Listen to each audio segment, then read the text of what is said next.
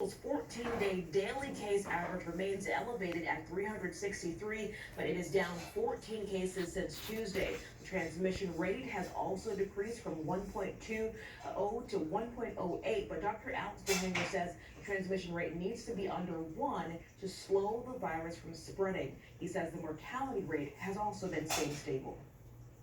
I appreciate all that you have done during this crisis.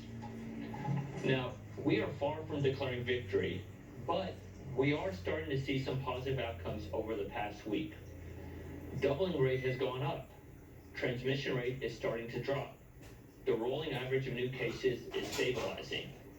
Dr. DeHanger says that 16% of hospital floor beds are available and 20% of ICU beds are available in hospitals, but he says that's either at or below their targets, so they need to monitor those metrics very closely. Remember, you can always get the latest breaking news at WKRN.com. Nikki. Well, Dr. Alex DeHanger also says both Vanderbilt University and St. Thomas Midtown have had to open additional COVID-19 units.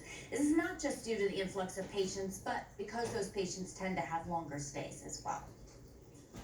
All right, just 2 more business days for Nashville restaurants serving alcohol. Then they'll have to shut down by 10 p.m. Comes after several videos on Lower Broadway showed large crowds outside of establishments. And the granddaughter of a music legend is also calling for more action.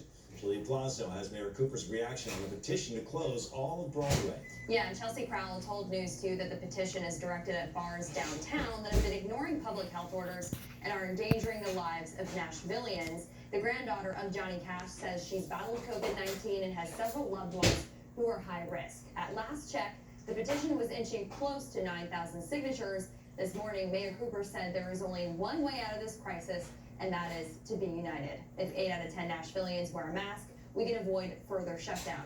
And he gave a very brief response to the petition that Crowell created.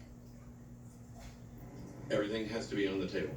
We have to get our community safely to the other side of this pandemic, and we will observe and respond as required. And Nashville was one of the cities warned on a private phone call with the White House to start taking aggressive action when it comes to responding to the pandemic.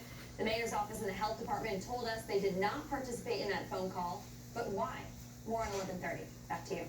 One of the largest districts